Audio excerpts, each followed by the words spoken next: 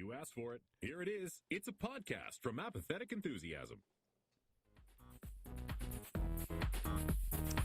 In this episode, Brandon and I, we're caught up in a storm of sports. It's so much sports, too much to handle. It's Apathetic Enthusiasm. That's right, Apathetic Enthusiasm, your favorite sports talk podcast. Brought to you by Rounding the Bases. Rounding the Bases. No episodes since 2022. That's an approximate guess. Hi, everybody. My name is Travis. Hey, everybody. I'm Brandon. And what you've reached is Apathetic Enthusiasm. Apathetic Enthusiasm is a partnership between myself and Travis where we discuss our lives together, our joys, our hobbies, our friendship, and everything in between. That's right. Apathetic Enthusiasm. I'm the apathetic, he's the enthusiasm, and we're here to bring you something right there in the middle. I feel like that's completely opposite of our true personalities that we bring to this show. Like I'm like, okay, yeah, let me gear up for, and you're like, hey, let me be really excited about things. Okay, let's switch it up. Switch it up for this episode. No, let's just be ourselves. You're right. All right. You're right, Travis. Thank you. I'm finally on my level. Finally on my level with these things. We have concerns. The Apathetic Enthusiasm podcast. That is a deep pull into the recesses of our history. And if you want to get a deep pull in the recesses of our history, you can find us on Facebook, facebook.com/Apathetic Enthusiasm Show. Email us, apatheticenthusiasmshow@gmail.com, or go to Instagram, apathetic_enthusiasm. You can also go to our website, apatheticenthusiasm.com. You want video versions of the podcast? Oh, man, we got them for you. Head over to youtube.com/Apathetic Enthusiasm. You can see video versions of all of our podcasts. And then if you want to support us, you can go to patreon.com/Apathetic Enthusiasm. Big thanks to all the patrons who keep the lights on. And by lights, I specifically mean the ring light. That's it. The rest of the lights, that's on me. But yeah, thank you. A lot of people, you don't know how much a ring light costs to operate unless you're in the podcasting space like we are. You just don't know. You just don't know.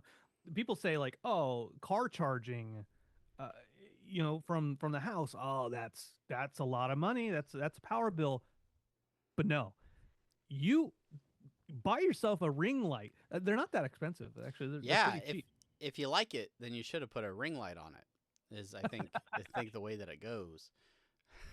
That's how you do it. Yeah, we are the wrong people to be doing that dance. All right, sports talk time. As we were getting set up, Brandon was very fixated on what Bob Carroll will be happy that we're talking about. Baseball finals. That's right. He's super excited about the Los Angeles Dodgers continuing to compete in the, what is it, National League Series? Is that what's happening? Yeah, I know. That's right, Travis. Ask me trivia questions. Tell me about baseball, Brandon. I'll be scrolling on my phone for a while. Yeah, sure. Let's talk a little bit about Dodgers baseball, Travis. I got asked a question earlier today. It said like, oh, is Travis is Travis a Dodgers fan? And I was like, I don't know if Travis is actually too much of a baseball fan, really. But if he were a fan, he'd be a Padres fan. Which I know that about you. Who asked if I was a Dodgers fan? My friend Justin at work. Oh, not Justin. I mean, come on, Justin. You know me. You know. Justin. I'm Mr. San Diego. Mr. San Diego Superchargers, San Diego Padres. Oh, that's right. Oh, Clippers can get right out. I don't need them clips. San Diego boy. That's right. Yeah. Clan T. I really don't like that you said that. Somebody told you that, right? Somebody told you that was a slur for my hometown. Yeah, I forget. But it wasn't me. That's the thing. It wasn't you. It was somebody else who said it. I don't. somebody who like knows of oh it was my friend. It was my friend Jason. Oh, Jason, come on, Jason, you know me. Yeah. Come on. you know, yeah, Santee. Um, I yeah. will So say, in as far as cities in San Diego County, the the suburban area that I'm from is maybe a little bit more right leaning than the mhm. rest of San Diego County. Um, but we all grow up and Yeah, move move on, away. and uh, when you know better, you do better.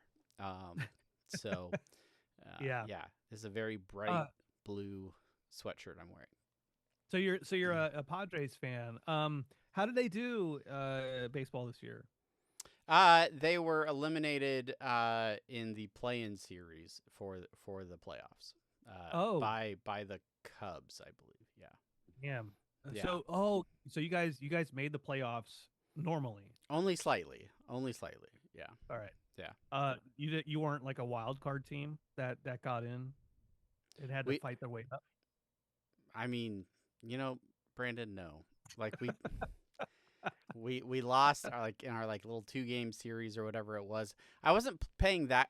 So here's the extent of my baseball following. Yeah. I have the Padres set as a favorite team on the ESPN app and on my phone. Mm-hmm. So anytime they play a game, I get the little pop-up on my lock screen that tells me what the score is. And so every time I look at my phone, I'm like, hey, look at that. Padres are winning. Or, oh, man, Padres aren't winning. And then around September, usually mid-September, I'll go, I wonder what the Padres record is. And then I'll look that up, and I'll go, oh, we might have a shot at the playoffs. Playoffs? And then if they're in the playoffs, I will follow that slightly more. Mm-hmm. If we make it to the second round, I'll probably start watching games.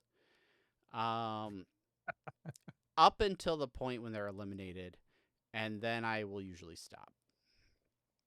And they were eliminated very quickly this time. So quickly, I didn't even have a chance to watch any of the games. I saw highlights on the TV at the gym while I was, on the stepper or something. But yeah, that's it. That's about all the That's about all the baseball I can take. Yeah. Yeah. No, that makes sense. I think I'm right there with you. Right. I'm not a regular season baseball fan. Hell, I'm barely a playoff season baseball fan. But you know what? Everybody that lives in LA is a Dodgers fan. True. Man, it's so- hard. It's hard not to be when your team has won the championship twice in the last 3 years or something. Is that right? Yeah, but even then, even before then, it was like Dodgers bleed blue. Oh, blah blah blah blah blah. Dodgers. Hey, you're bleed blue. Good job with your sweatshirt. And Yeah, but the problem is this isn't a Dodger shirt. This is an Oklahoma City Thunder shirt. yeah, and they've won a championship. The reigning National Basketball Association champion, Oklahoma City Thunder, which yes, much like your Dodgers, they won last year. They're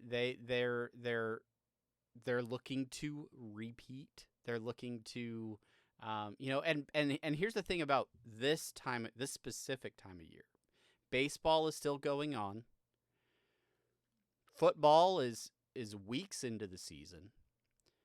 And we're already into preseason basketball. We're less than, I think, two weeks away, maybe a week away from the regular season of NBA basketball. So it's October is just this whirlwind of hockey. I think happens as well. Not that anybody actually watches that or follows it or cares, but I'm pretty sure that that's still a thing. Mind you, that's the only sport I played growing up as an adolescent was hockey. But yeah, nobody cares about it. Yeah, but it's hockey now. I don't hockey doesn't. I don't. Count. I don't think they play it. I think they play hockey on the roof of the Quick Stop, and that's about it. um, This entire here's episode is just Bob Carroll Easter eggs. here's what I'll say about basketball. Um, I'm starting to like baseball more than basketball, and Mm, and and, and here's why. because It's you're in because LA. no, no, no, no. It's because I don't have to pay attention to it.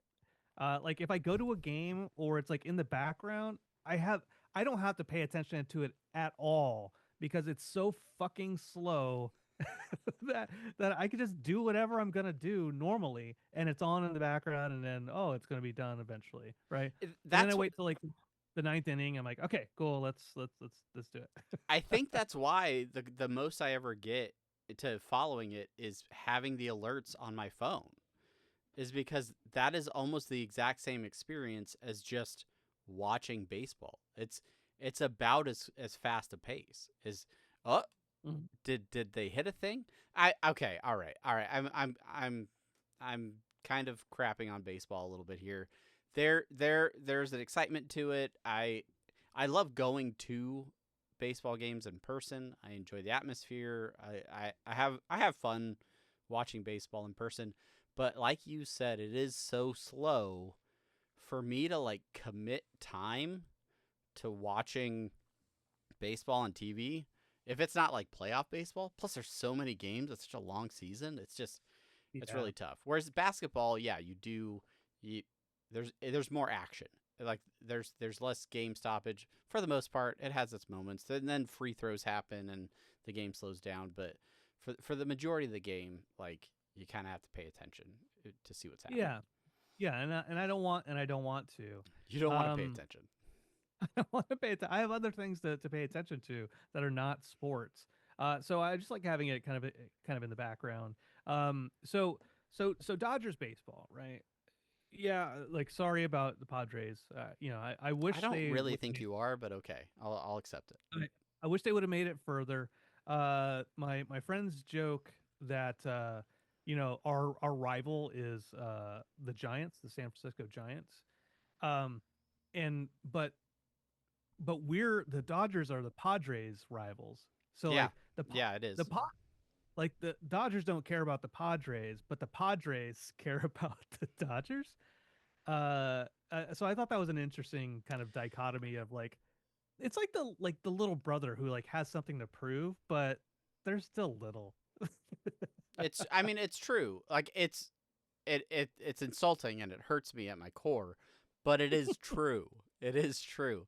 Like if you ask me who is the San Diego Padres' biggest rival team, without a doubt, I will say the Dodgers.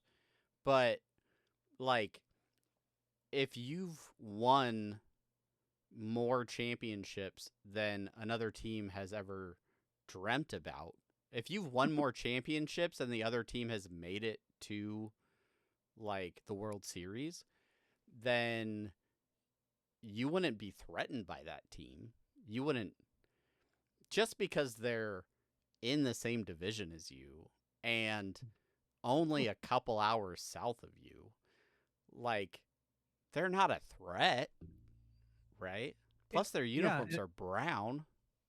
And technically, I think the Padres are closer to LA than LA is to San Francisco. They are. That is a factual statement. Yeah. Mm-hmm. Yep. Yeah. So I don't know why we're not why we don't hate each other more is basically what I'm getting at. You and I. Yeah. No. Because, Yeah. I mean, we let sports rivalries dictate our relationship. It's true. Like when the Chargers played the Dolphins this weekend. The Dolwins. We ready to talk about some NFL sports balls? Oh man, yeah. Before we move away from baseball, I do want to talk about our actual rivalry, the one that we're so fired up about. I want to. I don't know if Bob Carroll listens to Apathetic Enthusiasm anymore. I know for a fact he does. That's why I keep referring to him. Oh, okay. He told me this week he was like halfway through our latest episode, so I was like, "Oh, he catches the show." Okay, I wanna put a disclaimer out there, Bob. I'm sorry. Please don't be mad at me. He's had to listen to 15 minutes of you talking about the Dodgers already, and like just steam has been coming out of his ears the entire time. Fuck, that's right. Yeah, yeah. Yeah, he was like, because so the Dodgers beat the Phillies.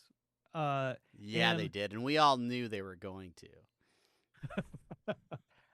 look, I wanted the Dodgers to beat the Phillies, not because I have anything against the Phillies, but because I wanted to feel like, sorry, Bob, my team won and yours didn't. But I didn't want to rub that in because I know how that hurts. And Yeah, and even more so, go ahead.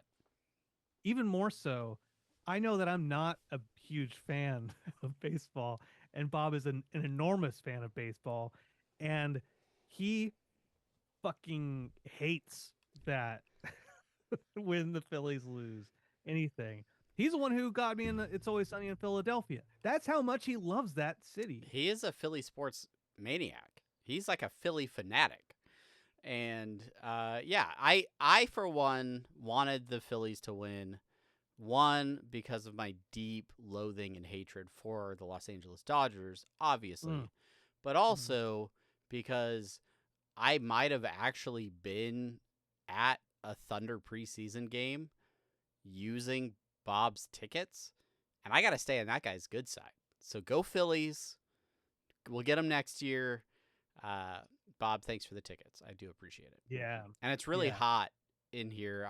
So I'm wearing a hoodie, but I need to take it off. So you talk about Dolphins Chargers a little bit. Okay. Well, no, before I get into the Dolphins and Chargers, you're going to talk more about the Dodgers, then I'm just going to take a break. I'll see you later. No, we're not talking about the Dodgers. Although, yes, the Dodgers did win, and Bob made fun of me because he's like, when you go to like more than one game, more than two games, then you can actually brag about it, which I will. I'm trying to go to a game on Friday, maybe, Dodgers game versus the Brewers this Friday. So hopefully I can do that. But the other really painful thing that happened to Bob on that night wasn't just the Phillies losing, but the Philadelphia Eagles lost to the Giants. And I prefer the Eagles. I would rather the Eagles have won. But put it on record. You would prefer that. Yeah. But I do really like that Cam Scatterbo. Scatterbo. He what a fucking kook that guy is, man. He's like a shorter, dumber Gronkowski. Got the hot sports takes here for sure. Yeah, did you draft him on your fantasy team? I did in both of my leagues, yeah. You're a pro. You're a pro. You saw it beforehand. You knew what was coming. Yeah, were you playing Bob in fantasy as well? No, this week I'm playing Clay. Dallas, right? It's Dallas. Yeah. Yes. Yeah. Now that I think about it, we've spent so much time talking about Bob. I think I need to make him the thumbnail for the episode this week. The Bobcast. Yeah, I need to find a picture of Bob and make it the thumbnail. I have him. I have him on my phone. I'm good. Okay. Good. All right. Yes. Okay. So Dodgers. You're gonna go to a Dodgers game. Hopefully, maybe. Fingers crossed. I am gonna maybe Friday, but definitely Penn and Teller on Saturday. Definitely. We already saw Penn and Teller at that hotel in San Diego at the restaurant that we had lunch at. After the show, right, in Vegas, after the show, like, you can go up to him and talk to him. This time I'm going to go up to him and say, do you remember seeing me at that hotel at Comic-Con this last year? I said hi. Well, I didn't. I meant to, but I figured you wouldn't recognize. But from across the restaurant, you probably noticed us, right? Teller is way taller than you think he is. Yeah, Penn Jillette is huge. Yes, Teller tall too. yeah. They're tall stature. All right, let's talk. Quit distracting us, Travis. You've avoided the conversation long enough. Yeah. Let's talk Chargers, Dolphins. And really the reason I bring it up is because I was super busy playing a card tournament and didn't watch almost any of the games. So I just need you to tell me how it went. Well, so because TV here in California, it's Chargers Town. Yeah. I couldn't watch the game. It wasn't on Red Zone because well, you couldn't watch it like on the local channel. It should have been on the local I channel. I don't have local television. You want me to buy an antenna so I could watch commercials and in some Sinclair sponsored TV broadcast? Yes, I do. That's the reason I have antennas in my house. It's for sports. Sports almost exclusively. That and I guess severe weather are the two reasons I have. No, so I didn't watch it, but I was like keeping track of it. No, I switched to Sirius XM. I was listening to it. So the game started, Dolphins were up. They were up like 13 to 3 or something. I don't know, whatever. They were up for a while. In the first half, like, and you said like, "Oh, Dolphins are cooking." And I'm like, "Okay, yeah." I wasn't listening at that point in time. And so then I got to the half. I'm like, "Okay, they're winning." Then the second half started, and then San Diego caught up, passed them up, got what's like 26 points or something like that. Whatever. I think it was like 20, and then the Dolphins in the fourth quarter scored a very late, very wide open touchdown with less than a minute left in the game, or like a minute and 20 left in the game. I think it was like 38 seconds or something like that. Yeah. And so the Dolphins were up a point, less than a minute to go, and all the defense had to do was contain people so they do not go to where they can kick a field goal. That's all they had to do. Stay out of Dicker range. And that is as in Cameron Dicker, the kicker for the Los Angeles Chargers. Cameron Dicker, the kicker. And what do the Dolphins defense do? They try to sack Herbert, and they try to sack him once. They try to sack him twice, and then he throws the ball to a tight end, maybe Ladd McConkey, our second year wideout. Who runs to like the 30-yard line? Yeah, he pulls a quick move on the defender. Breaks his ankles and then proceeds to run for an additional like 25 yards or something like that. Gets a great block from a fellow Charger, and then wisely runs out of bounds with about 20 seconds left on the clock.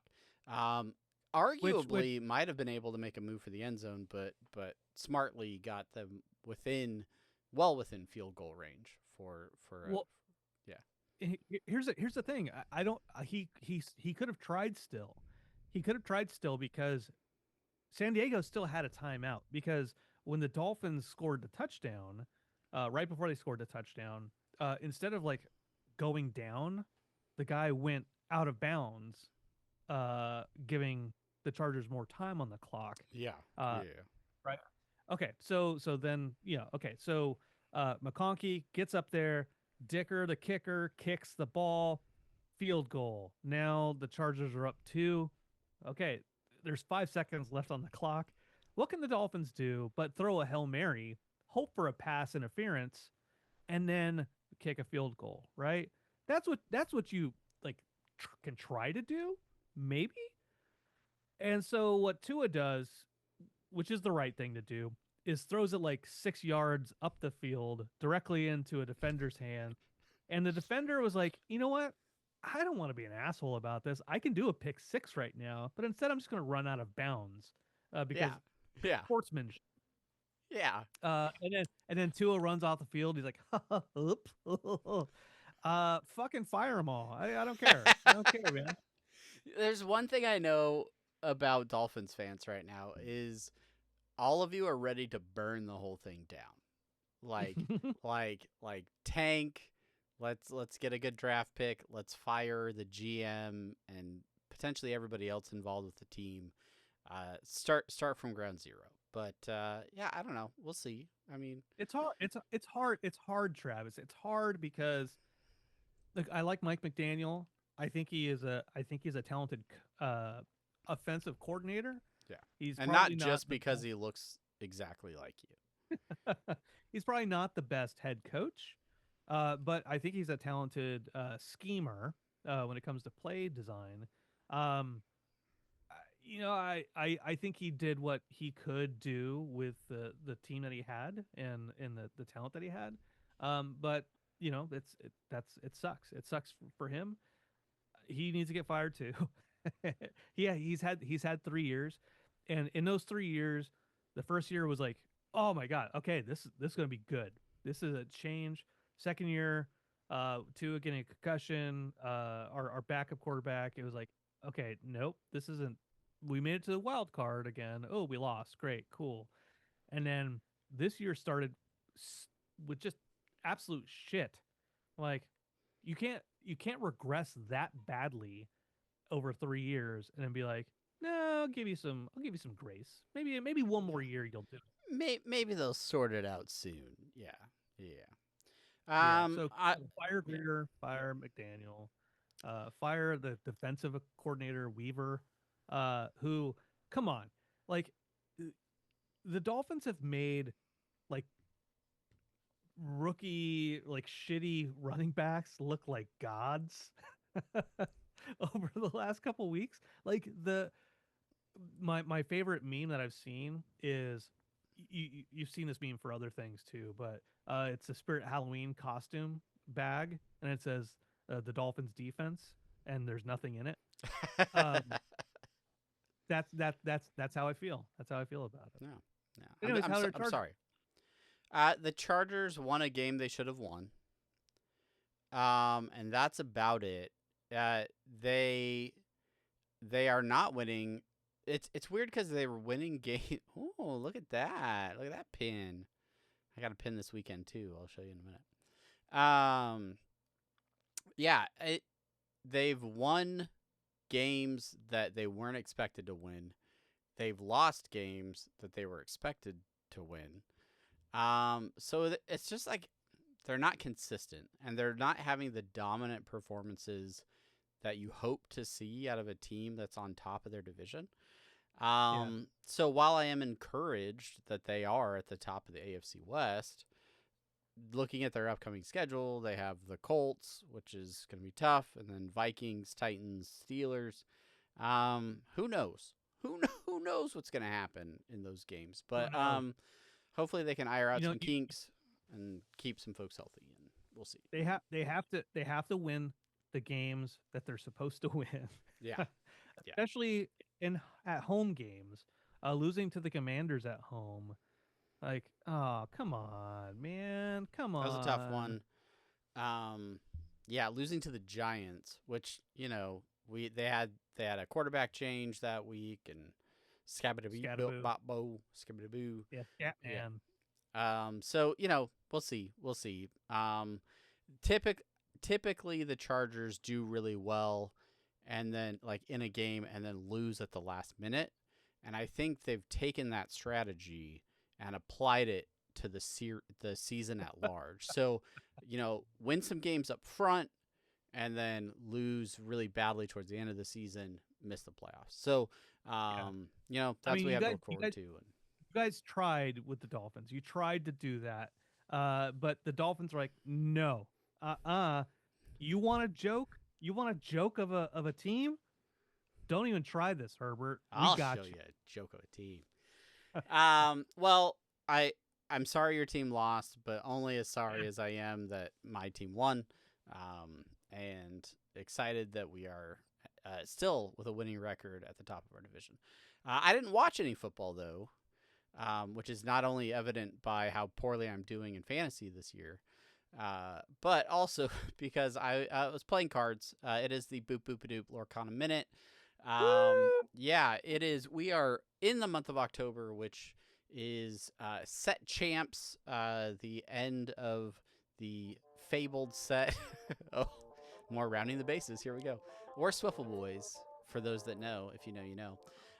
But yeah, so because of scheduling and the stores in the local area, the weekends that they have set up their set champs tournaments, I'm going out of town next weekend, so I can't play 2 of the store tournaments. So I was like, all right, we're going to play 2 this last weekend. Maybe we can catch 1 in 2 weeks. But yeah, the theme for this one is Maleficent, the Maleficent Dragon. And the prizing is really cool. It's the same prizing it always ever is. It's a fancy looking card and a play mat. Top player gets the play mat. Top 8 walk away with the card. And in the 2 tournaments I played in, I walked away with 2 of the fancy dragon cards. Oh hey, look God. at that. Yeah. Yeah. I went undefeated on Saturday in the first 4 rounds. Did not lose a single game in any of the best of 3s that I played. Just felt really good playing against what we would call mirror matches, people that have the same color combination as me in their deck, and just kind of getting the right hands, putting the right combos together. Won my first 3 rounds and then did an intentional draw so to tie in round 4, which gave me a little bit of a break and guaranteed me a spot in the top 4. There were only 12 people there that day, so we cut to a top 4, and then the top 4 played single elimination then to see who would win the tournament overall. In my top 4 match, played against a guy that I get along with really well, and he just kicked my butt.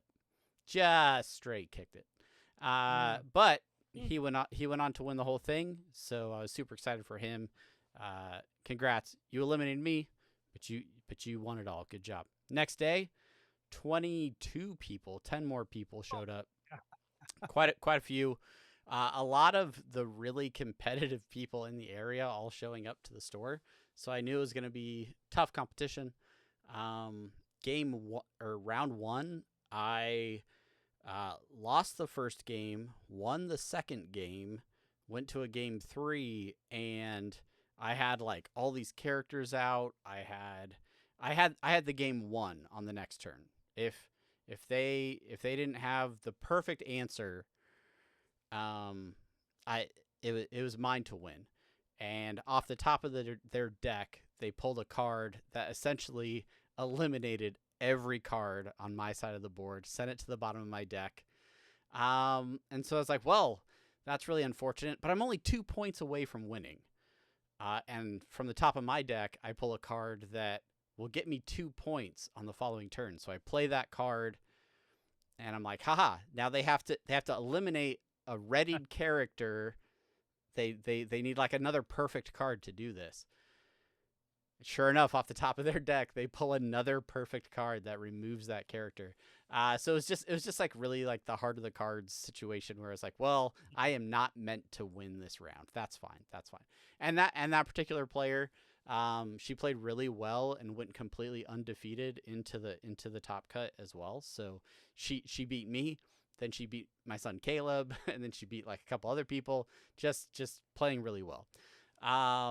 So lost my first round. Second round, I played a whole lot better. Played against an opponent who had a similar strategy to me, and as soon as I figured that out, I just like raced to win the game as quickly as possible. And I think in the second game, I won on turn 4. Which is like super fast. So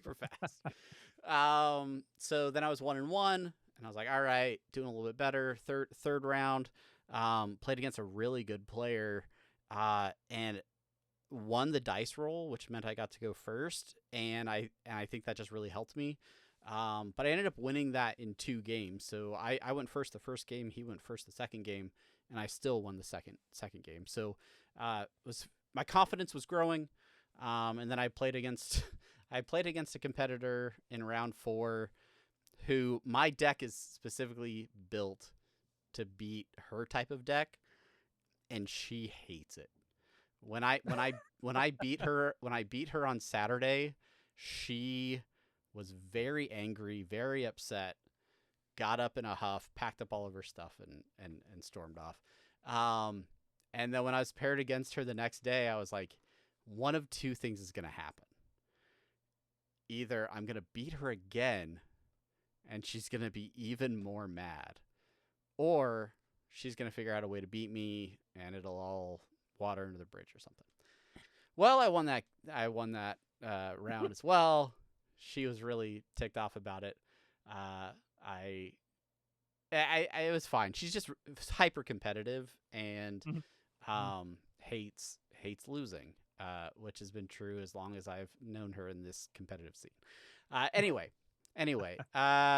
ended up that was enough for me to make it into the top 8 because there was 22 players. I made it in the top 8, guaranteeing another promo card, and then lost my first game in Top Cut again.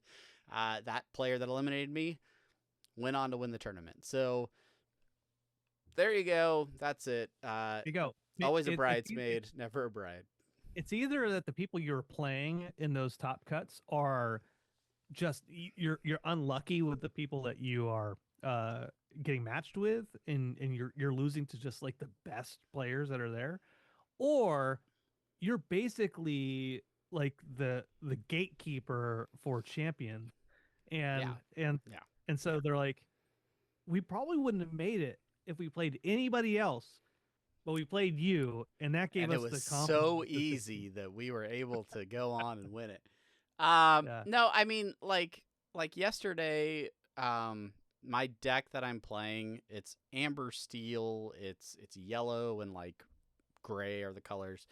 But it's really like a lot of low cost characters that gain points quickly. So it's kind of like an aggressive deck. You try to win really fast. And there's the most popular decks in the game right now. They take time to set up, and then they have like really strong like top end. Like they have high cost characters that are really good. So my goal when I'm playing is to like play really aggressively, get a lot of stuff out quickly, and try to close out the game before they can get to their really good stuff that's going to knock out my board and lock me out from winning, right? I am not the only person utilizing this strategy. I think there were 5 Amber Steel players yesterday out of the 22. 3 of them made top 8, and 2 of them, basically the 2 that weren't me, were the top 2 to play for the championship. So, like, it's an effective strategy. Not a lot of people like it. I don't particularly like it. I want to take the deck apart and play something different. But it is effective. It does work. And it was just a situation in that in the game that I was eliminated in, my opponent won or had the higher seed in that case, and so he got to go first. Huge advantage, especially in the mirror match between the two of us, because if you get to go first, you have the first opportunity to get to that 20-point mark, right? Especially if we can't deal with each other's boards effectively. And yeah, it that third game he was going first because he won the first game, I won the second. He got to go first, and this is getting really technical, but there are cards in the game that you can turn into your resources. You can ink them. That is your resources that you can play with. And then there are cards that are not inkable. You can't turn them into resources. And my starting hand, the 7 cards in my hand, 6 of them were uninkable. 1 of them was inkable. So I was forced to ink that card so that I could play anything. And I played a 1-cost character. The next card that I drew, also uninkable. So I basically missed adding a resource, which severely limited my options on what I could play out of my hand. And I pretty much knew from that point, I was like, it will take a miracle for me to recover from this. And yeah, sure enough, I did not. But Overall, had a lot of fun. Was very excited to still feel like I performed pretty well overall. And I maybe will play in one more before the end of this set. And that's your Lorcana 20 Right. minutes. But lots of fun. Lots of fun. That's cool, man. That's cool. It's fun. It's fun listening to you talk about this stuff. Is there any other place we can listen to you talk about Lorcana? No. Because I haven't actually recorded anything for Inkplay Pass in like 2 weeks. I really want to, and I've had 4 days off, so it feels like I should have had plenty of time to do so. I'm reassessing. I'm reassessing how I want to construct that content, which leads me into something that I did today, and it's something I'm really not proud of. It's something that Columbus Day. Yeah, it's I did something today that I didn't think I would ever do again in my life, and that is I re-downloaded the app X. Oh no! No, Travis. Come on, man. Come on. There only one of us needs to sacrifice themselves for that cesspit. So here's the thing: is there are a lot of players. There are a lot of competitive players. There are a lot of casters. Cesspool. Lots of cesspool people. In the Disney Lorcana circles that are on Twitter. Like it is where a lot of people connect and get information and share their experiences and things like that. So I created a Twitter specifically for Inkplay Pass, separate from any other Twitter I've had before. I am curating the feed to be Lorcana exclusive. The only account that I follow with Inkplay Pass that is not tied 1-to-1 to something Lorcana is our Rick and Morty podcast account. And that's it. I created it today. I had Twitter for almost 20 years. Like that. Like I was on that app before apps existed, and I used it almost not at all in the last 10 years. So I don't know if I will use it much, but yeah, it's something I'm not proud of. But because we come on here and we share all of our deepest, darkest secrets on Apathetic Enthusiasm, I felt like I should confess that. In a moment of weakness today, I created a Twitter account. Yeah, I'm disappointed in you, my friend. I'm disappointed. Yeah, geez. That makes two of us. I mean, really. I don't even know. I don't really know how to respond to that. Other than to say that the Dodgers are 1-0 against the Milwaukee Brewers right now at the top of the sixth. Nobody cares, Brandon. Nobody that listens to this cares. You know what's weird to me about baseball? This is the strangest thing to me about baseball, is that the top of the sixth is like the first part of the inning, and the bottom of the sixth is the second part of the inning. But like it's going up. It's going 1, 2, 3, 4, 5, 6, 7, 8, 9. Right? The innings are going up. So why would you go in reverse? Be like, it's the top of the first to the bottom, and then all of a sudden you're like skipping to the top of the second. It should be like bottom, top, bottom, top, bottom, top, bottom, top. That's the way it should be, and that's my biggest problem with baseball. I feel like Bob is screaming into his headphones right now, like he knows the answer to this. He knows why it starts with the bottom or the top. It starts with the top. See, look, even I got it wrong. See, because it's not fucking right. It's like if you start reading from right to left, you're like, that's not how you read unless it's the Torah. But right? You do read from top to bottom. Yes. My inkling, my theory is it has to do something with scoring baseball, because they have those complicated like scorecards that they put on the back of the programs, and I think maybe you go from the top to the bottom of the scorecard. That is a BS theory that I have. That makes it makes sense. Like the scorecard in the back of the stadium, like it's like, oh, the Dodgers are at the top, right? So it's like the top of the first, then the bottom of the first would be the Brewers, right? And then so on and so forth. But if you're listening to it like on the radio or on TV, like it's just top of the first. Like, okay, cool. Well, we're almost into the second inning. No, we're not. No, the game just started. Right. Yeah. Yeah. Dumb old baseball.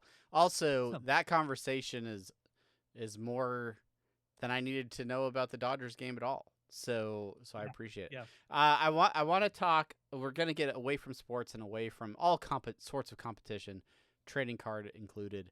It is October. It is the month of spookiness, Spooktober, ghosts and ghouls. And are you doing any, I don't know, blogs about horror movies or anything this month, Brandon? No, not this year. Not this year. We did that a couple years ago. Me and Kevin. Nothing this year. We did watch Shaun of the Dead this last week for a episode of Our Real Relationships, but we haven't recorded it yet. Trying to watch Treehouse of Horror. Trying to keep up on that. Chelsea and I watched Donnie Darko the other day, and that movie takes place throughout the entire month of October. I put all my killer clowns animatronics out in the front yard. Do you have that giant Gremlins one too? I do. Yeah, the Spike. He's out. Man, he's out I want you to take a picture of your front yard and send it to me at some point. Like, oh yeah, I got it. I got everything out there, just the animatronics, and then I was like, that's good enough. And like I hit a wall because I was also doing like other chores that day. So I'm like, this is good enough. It's good enough. I didn't plug them in either. I just like, fuck it, you just put them out there. All right, that's fine. I was thinking about scary movies. There's some scary movies that I wanna check out this month. But I was scrolling through videos on my phone, and I saw somebody that was like a film studies type of account that was analyzing the movie Psycho and talking about how Hitchcock used different effects, how I think it was a video about how Psycho is the reason that movies are at scheduled times now. Like when you go to a movie theater and you go see the 7:00 showing, or you go to a 9:30 showing, prior to the movie Psycho, theaters would just play movies on a loop, and they would just be playing constantly over and over again in the theater, and you would just go and buy your ticket and go in at whatever time it was, regardless of what point it was in the movie. And then so you would just start watching it. It's kind of like how you would watch movies on like TNT or the USA Network, where you would just flip through channels, and you might be like a third of the way into Empire Strikes Back, but you're like, let's it's Empire, so let's watch it. And then, and then maybe, or a better example would be TNT in December in the early 2000s, where they would just play A Christmas Story over and over again. And so you would just turn it on, and you'd like be in the middle where Ralphie is like asking for his Red Ryder BB gun, but you miss the whole beginning of the movie or something like that. So anyway, Alfred Hitchcock, because of the way Psycho is, and the plot, and the way that the movie builds suspense, and the twists, including, having one main character at the beginning, and that may or may not appear towards the end of the film and stuff like that. He wanted, he didn't want things to be spoiled. He wanted people to experience the movie from beginning to end. So he basically lobbied all these movie theaters, like, once the movie starts, don't let people in. They have to come and watch it at the beginning. There was like a whole campaign to like make sure that people understood they had to be there at a certain time, and that effectively changed the way movie theaters operated after Psycho, because people it was more effective. Like really, it kept people in at a certain time and things like that. So anyway, I was watching these videos, and I sent a couple of them to my oldest daughter, Allie, who is 17. So one of them was like talking about that, but then it talked about some of like the details of the movie. And at the beginning of the video, they're like, yeah, there's a spoiler for it. So if you haven't seen Psycho, like, she's like, oh, I haven't seen Psycho. Like, should I watch this video that you sent me, Dad? And I was like, no, you should definitely not.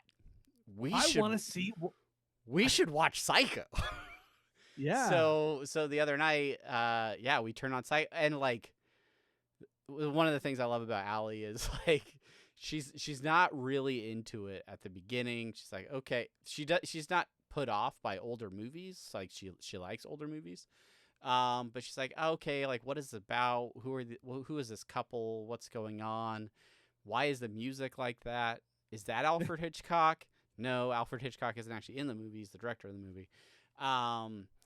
But like by like the middle and into the end, she's like in it. She's like coming up with theories and like and me and Sheena, obviously, like we've seen the movie, so we're like actively not giving anything away, and it was such a fun experience for her to get to like the final twist at the end of that movie and not have picked up on it and like not figured it out, and have that like it is the reason I love not spoiling things. It is the reason I hate spoilers, and because to go for the ride that Alfred Hitchcock 80 years ago set in motion, right? And for her to experience that now in 2025, so fun to watch, and just still a great movie. Like it still holds up, even like, you know, so far from its original inception. So that was super fun to watch. Has she seen Sixth Sense?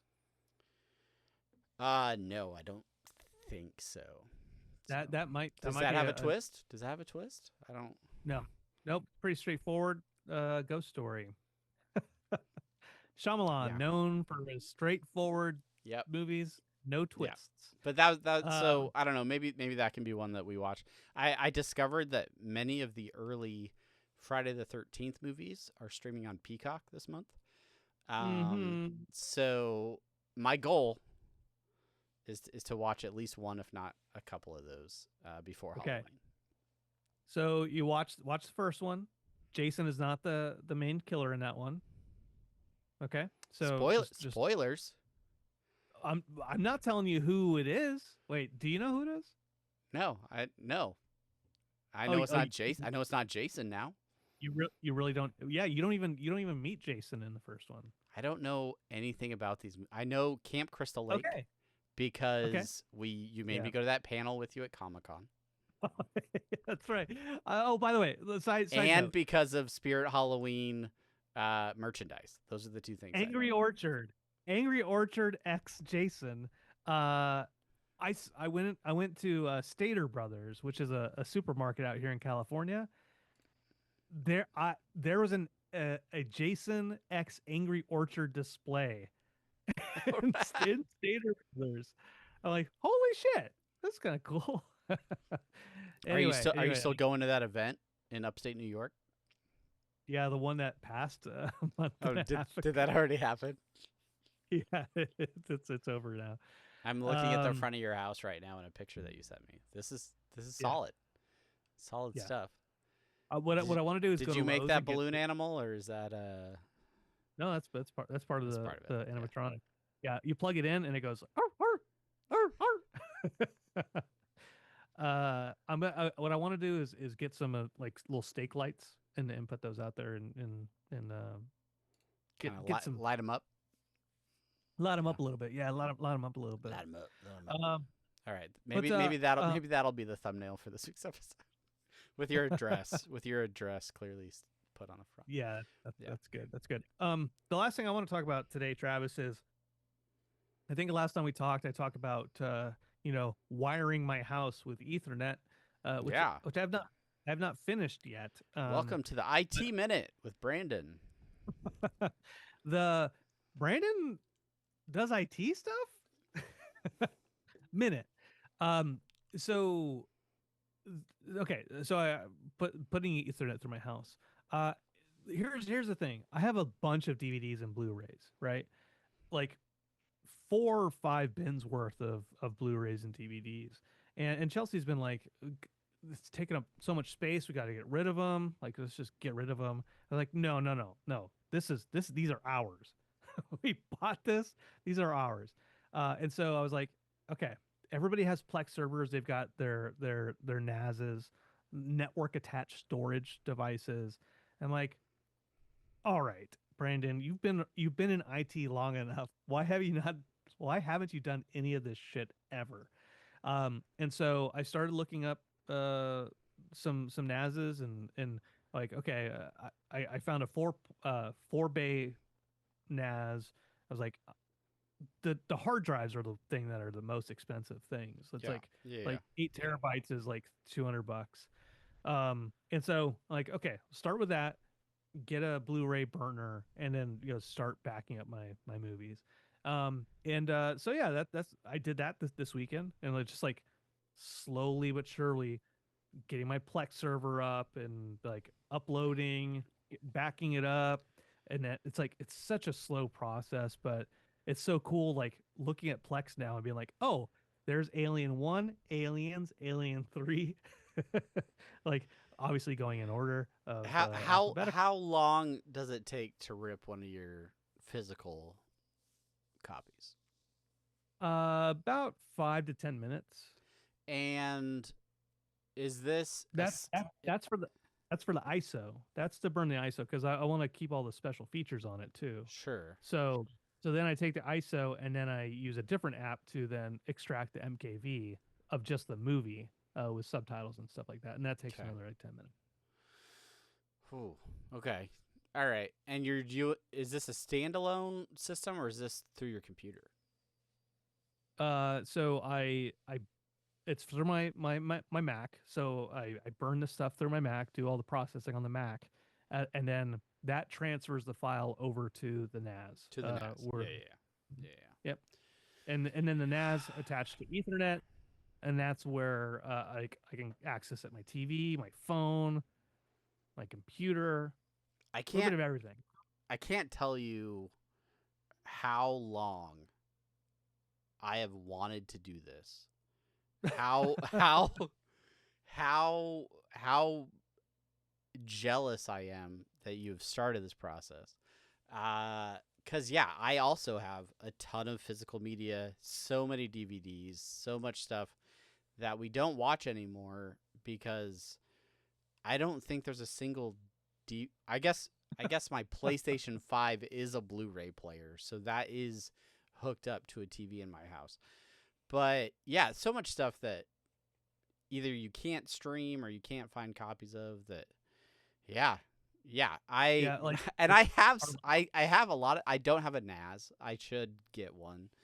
But it is a bit of a commitment to set it up and pay for one and stuff, especially if I don't ever, get paid again. But like, I'm happy for you that this is happening. I'm excited for you to complete it. And maybe at some point down the line, I will join you in building the home network media server. Because it would be awesome. It'd be so great to have. Yeah. But the first movie I tested out to see if I can burn it, and then guess what movie? Grandma's Boy. And that's our show, everybody. Travis, who knows I love Grandma's Boy, I'm gonna go watch it right now. No, but it is a comedy movie. It starts with a B. Caddyshack. Black Dynamite. That was the first. That was the first movie I did, and then I was like, watch on my phone, like dynamite, like yeah, I got it. And I was like, This movie's so fucking good. All right. Well, I mean, congrats. I'm glad it's working. Yeah, no, it's awesome. Like genuinely, I'm so happy for you. I'm only a little bit jealous. So, all right. Well, I think that's it. Yeah. That is an hour-long conversation between me and my best friend. So, that is Apathetic Enthusiasm. Thank you for joining us, Bob. This episode is dedicated to you. I really am going to use your face as the thumbnail. And if you want to ask questions, be part of the show, all those things, leave a comment on the YouTube video. While you're there, don't forget to like, subscribe, do all of those things. Or send us an email, apatheticenthusiasmshow@gmail.com. Great way to get in touch with us. We are going to scurry off to do our Swiffle Boys podcast. This is a fantasy football only podcast, only for the people in our fantasy league. I'm willing to bet we talk less about sports during that podcast than we did in this podcast. That's my prediction. With an hour out of the way, I believe that is true. Yeah, it's true. All right. Thank you so much for listening, everybody. Until next time, I'm Travis. And I'm Brandon. Thank you for listening to Apathetic Enthusiasm, an exploration of friendship. That's the subtitle now?